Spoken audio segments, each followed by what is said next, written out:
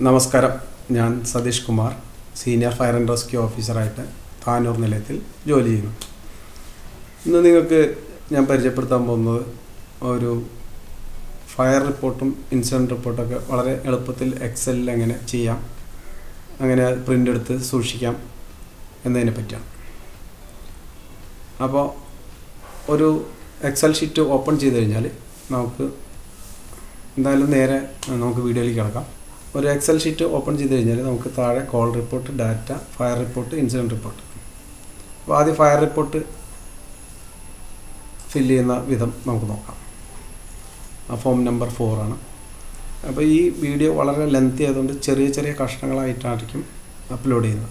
എന്തെങ്കിലും സംശയം ഉണ്ടെങ്കിൽ വീഡിയോയിൽ നോക്കി നിങ്ങൾക്ക് ഇത് എങ്ങനെ എഡിറ്റ് ചെയ്യാം, അല്ലെങ്കിൽ എങ്ങനെയൊക്കെയാണ് ഇതിൽ ഡാറ്റാസ് നമ്മൾ കളക്ട് ചെയ്യണത്, എങ്ങനെയാണ് അതിൽ പ്രിൻ്റ് ചെയ്യണത്, ടൈപ്പ് ചെയ്യുന്നത് ഏതൊക്കെ വിധത്തിൽ ചെയ്യാം എന്നതൊക്കെ ഞാൻ വീഡിയോസിൽ പറയാം.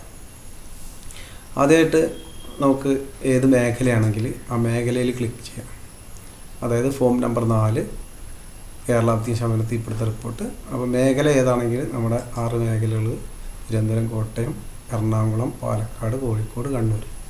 ഇതിലേത് മേഖലയാണ് വേണ്ടത് വെച്ചാൽ ആ മേഖല ഇട്ട് കഴിഞ്ഞാൽ അതിൻ്റെ താഴെ സ്ഥലം വരും. അപ്പോൾ മേഖലയിൽ ഉൾപ്പെട്ടിട്ടുള്ള എല്ലാ സ്ഥലങ്ങളും ഇവിടെ ഉണ്ടാവും. അടുത്ത ഡ്രോപ്പ് ഡൗൺ മെനുവിൽ നിങ്ങൾക്ക് കാണാവുന്നതാണ്. ഫോർ എക്സാമ്പിൾ തിരുവനന്തപുരം ചാക്ക. അപ്പോൾ എൻ്റെ സ്റ്റേഷൻ എന്ന് പറയുന്നത് പാലക്കാടാണ്, അല്ല മേഖല പാലക്കാടാണ്, സ്റ്റേഷൻ താനൂർ. അപ്പോൾ ആ സെക്ഷൻ കഴിഞ്ഞു. ഇനി FC ഇവിടെ നമ്മൾ ഈ ഫോർമാറ്റിൽ 1 2 എത്രയാണ് നമ്മുടെ FC കോഡെങ്കിൽ, ഫോർ എക്സാമ്പിൾ ഞാനിപ്പോൾ ഒരു FC 40 ആണെങ്കിൽ 40 20 24 അങ്ങനെ ഡേറ്റ് നമുക്ക് വേണമെങ്കിൽ ഇന്നത്തെ ഡേറ്റ് കൊടുക്കാം. ഇവിടെ മാസമായിരിക്കണം കൊടുക്കുന്നത്, അതുകൊണ്ടാണ് MM എഴുതിയിട്ടുള്ളത്. ആ ഫോർമാറ്റിൽ കൊടുക്കുന്നതിൻ്റെ കാരണം എന്താ വെച്ചാൽ കൺഫ്യൂഷൻ ഉണ്ടാവാതിരിക്കേണ്ട. 6/6/2025 24 6 മാസമാണോ 6 ദിവസമാണോ എന്നുള്ളൊരു കൺഫ്യൂഷൻ വരും. അതുകൊണ്ടാണ് ഈ ഫോർമാറ്റ് ഉപയോഗിക്കുന്നത്. ഫോർ എക്സാമ്പിൾ ഇപ്പോൾ 7-ാം മാസം 7-ാം ദിവസം 20/24. ഇനി അത് ക്ലിക്ക് ചെയ്ത് കഴിഞ്ഞാൽ 7 ജൂലൈ 24. അപ്പോൾ ഇവിടെ ഒരു കൺഫ്യൂഷൻ ഉണ്ടാവുന്നില്ല. ഓക്കെ. ഇനി സംഭവ സ്ഥലത്ത് ഉള്ള ഉദ്യോഗസ്ഥൻ, ഇത് നമുക്ക് കിട്ടുന്നത് ഇതിൽ ഓൾറെഡി നമ്മൾ ഫയല് നമ്മൾ ചേർത്ത് വെച്ച ഈ സ്റ്റേഷൻ്റെ ഡാറ്റ നമ്മളിതിൽ ഉൾപ്പെടുത്തിയിട്ടുണ്ട്. ആ ഡാറ്റയിൽ നിന്നാണ് നമുക്ക് ഈ പേരുകളൊക്കെ കിട്ടുക. ഇപ്പോൾ എൻ്റെ സ്റ്റേഷൻ ഓഫീസർ ശ്രീ രാജേന്ദ്രനാഥാണ്, അദ്ദേഹത്തിൻ്റെ പേരിടാം. അല്ല ആ സംഭവ സ്ഥലത്ത് പിന്നെ ആരാണോ വഹിച്ചിട്ടുള്ളത്, STSR ആണെങ്കിൽ അത്, അല്ലെങ്കിൽ SFR ആണെങ്കിൽ. ഫോർ എക്സാമ്പിൾ ഞാനിപ്പോൾ ഇവിടെ STR ഇട്ടു. ഇനി നെക്സ്റ്റ് കോളംസ് നമ്മൾ എങ്ങനെ ഫില്ല് ചെയ്യും? ഫോർ എക്സാമ്പിൾ വിളിച്ച ആൾ ആരാണോ അതിന് നിങ്ങൾ നേരെ ഇതൊന്ന് മിനിമൈസ് ചെയ്ത് വയ്ക്കുക. മിനിമൈസ് ചെയ്ത് വെച്ചതിന് ശേഷം നേരെ ഗൂഗിളിൽ പോവുക. ഗൂഗിളിൽ പോയിട്ട് മംഗ്ലീഷ് അടിക്കുക.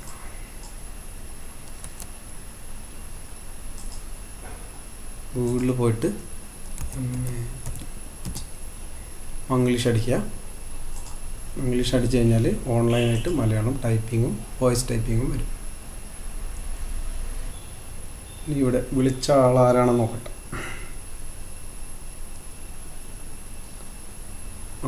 നിതിൻ ലാൽ. സോ ഇവിടെ നിതിൻ ലാൽ എന്ന് ടൈപ്പ് ചെയ്യുക. മലയാളം ഇംഗ്ലീഷിൽ ടൈപ്പ്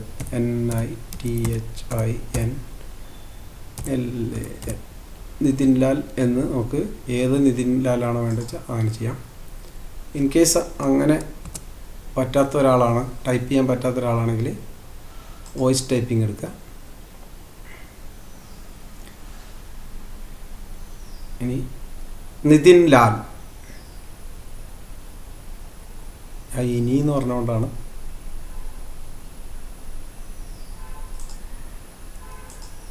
അത് വന്നത്.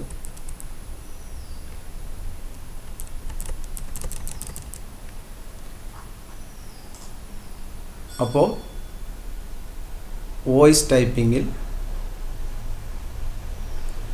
നമ്മൾ എന്ത് തന്നെ പറഞ്ഞാലും അതിവിടെ ടൈപ്പായി വരും. അപ്പോൾ നമുക്ക് വോയിസ് ടൈപ്പിംഗ് താൽക്കാലികമായി നിർത്താം. അപ്പോൾ നമുക്ക് വിളിച്ച ആൾ നിതിനില്ല. ഇതിനെ കോപ്പി ചെയ്യുക, ഇവിടെ പേസ്റ്റ് ചെയ്യുക. പേസ്റ്റ് ചെയ്യുമ്പോൾ പ്രത്യേകം ശ്രദ്ധിക്കണം, നമ്മൾ മീര ഫോണ്ടാണ് ഉപയോഗിച്ചിട്ടുള്ളത്. ഇതിൽ ടൈപ്പ് ചെയ്യുക. ഇത് കേട്ടോ, ഫോണ്ട് മാറുന്നത് നേരെ ഇതിൽ തന്നെ വയ്ക്കും. രണ്ടാമത്തെ ഇതിൽ പേസ്റ്റ് ചെയ്യുക. അപ്പോൾ നിതിനില്ല. ഇനി നമുക്ക് വേണ്ടത് ഫോൺ നമ്പർ നമുക്ക് നേരിട്ട് അടിച്ചു കൊടുക്കാമല്ലോ.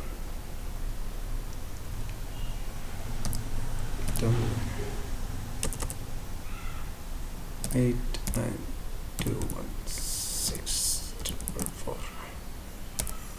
ഓക്കെ. അപ്പോൾ ഇങ്ങനെ കാണുമ്പോൾ ഇതിൻ്റെ അർത്ഥം എന്താ വെച്ചാൽ ഈ സ്പേസ് ഇതിന് പോരാ. അപ്പോൾ 2 കോളുണ്ട്. അതിന് നിങ്ങൾ എന്താ ചെയ്യേണ്ടത് വെച്ചാൽ ഈ കോളം 2 കൂടി സെലക്ട് ചെയ്യുക. അത് കഴിഞ്ഞിട്ട് മെർജ് ആൻഡ് സെൻറ്റർ എന്ന സ്ഥലത്ത് മെർജ് ആൻഡ് സെൻറ്റർ ചെയ്താൽ അത് മെർജാവും. ഈ 2 കൂടി മെർജായിട്ട് നമുക്ക് ആ ഫോൺ നമ്പർ അവിടെ വ്യക്തമായി കാണാം. ഇനി ഇതിൽ നമുക്കൊരു ലൈൻ ആഡ് ചെയ്യാനോ കൂടുതൽ കാര്യങ്ങൾ എഴുതണമെങ്കിൽ നമുക്കൊരു ലൈൻ ആഡ് ചെയ്യുകയും ചെയ്യാം, അല്ലെങ്കിൽ ഒരു ലൈൻ ഇല്ലാതാക്കുകയും ചെയ്യാം. ഫോർ എക്സാമ്പിൾ ഇപ്പോൾ ഇവിടുത്തെ ലൈൻ ഇല്ലാതാക്കണമെങ്കിൽ ഇവിടെ പോയി റൈറ്റ് ക്ലിക്ക് ചെയ്യുക, ഡിലീറ്റ് ചെയ്താൽ അപ്പോൾ ഈ ലൈൻ പോയി. അപ്പോൾ നമുക്കിവിടെ കൂടുതൽ എഴുതാനുണ്ടെങ്കിൽ നേരെ ഇവിടെ വന്ന് ഇൻസർട്ട് അടിക്കും. അപ്പോൾ നമുക്കൊരു ലൈൻ കിട്ടും. അപ്പോൾ നമുക്ക് കാര്യങ്ങൾ ഇവിടെ എഴുതാൻ നമ്മൾ മംഗ്ലീഷിൽ പോവുക, എഴുതിക്കൊണ്ട്. അപ്പോൾ നമുക്ക് ഇവിടെ പാർപ്പുകാരൻ്റെ പേര്, ജോലി, പുറപ്പെട്ട സമയം, ഉടമസ്ഥൻ്റെ വിലാസം ഇതൊക്കെ മാറിക്കൊണ്ടിരിക്കുന്നതായതുകൊണ്ടാണ് അത് ഇവിടെ തരാത്തത്. യഥാർത്ഥത്തിൽ തീപിടിച്ച സമയം ഇതൊക്കെ നമുക്കുണ്ട്. അതിനുശേഷം ഉൾപ്പെട്ട വസ്തുക്കൾ അത് നമുക്കിവിടെ എഴുതാം. അതിനുശേഷം ഇത് ഗുരുതരമാണോ മധ്യമമാണോ ചെറുതാണോ എന്നുള്ളതിന് നമ്മൾ ജസ്റ്റ് ഈ മൗസ് കൊണ്ടായി ക്ലിക്ക് ചെയ്താൽ മതി. ക്ലിക്ക് ചെയ്താൽ അവിടെ റൈറ്റ് മാർക്ക് വരും. ഇതിൽ ക്ലിക്ക് ചെയ്താൽ റൈറ്റ് മാർക്ക് വരും. വീണ്ടും ഒരു പ്രാവശ്യം കൂടി ക്ലിക്ക് ചെയ്താൽ അത് ഇല്ലാതാവും. അപ്പോൾ ഇവിടെ നമുക്ക് ചെറുത്. ഓക്കെ. ഇനി തീയുടെ വ്യാപ്തി, ഒഴിക്കപ്പെടുന്ന കാരണം, അടങ്കൽ വിലകൾ ഇതൊക്കെ കൊടുക്കാം. അതേസമയം സംഭവസ്ഥലം വിട്ടുപോയ ഓഫീസർ ഈ ഡാറ്റ ഇതിലുണ്ട് ഓൾറെഡി. ആ ഡാറ്റ ഉപയോഗിച്ചിട്ടാണ് നമ്മളിതിൽ ഫില്ല് ചെയ്യുന്നത്. ഇനി നിങ്ങൾക്ക് ഈ ഡാറ്റ എവിടെ നിന്ന് കിട്ടി എന്നുള്ളത് ഞാൻ പറഞ്ഞുതരാം. അപ്പോൾ പണിയെടുത്ത സമയം മണിക്കൂറാണെങ്കിൽ എത്ര മണിക്കൂറാണ്, ഇവിടെ 100 മണിക്കൂർ വരെ കൊടുത്തിട്ടുണ്ട്. അതിന് ഏത് വേണമെങ്കിൽ ക്ലിക്ക് ചെയ്യാം. അതേപോലെ മിനിറ്റ്, എത്ര മിനിറ്റാണ് വെച്ചാൽ അതും നമുക്കിവിടെ ചെയ്യാം. ഫോർ എക്സാമ്പിൾ ഇവിടെ ഇപ്പോൾ എന്ന് പറഞ്ഞു കഴിഞ്ഞാൽ ഒരു മണിക്കൂർ 10 മിനിറ്റോ അല്ലെങ്കിൽ 20 മിനിറ്റോ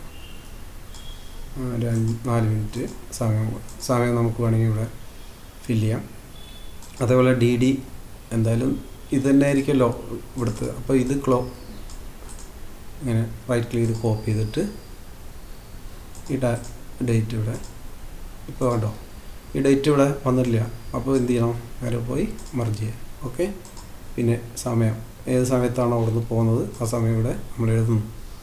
അതേപോലെ അഗ്നിശമന സഹായമില്ലാതെ രക്ഷപ്പെട്ടവർ, ഉപകരണം കൂടാതെ അഗ്നിശമനം രക്ഷിച്ചവർ. അപ്പോൾ ആ സെക്ഷൻ കഴിഞ്ഞു.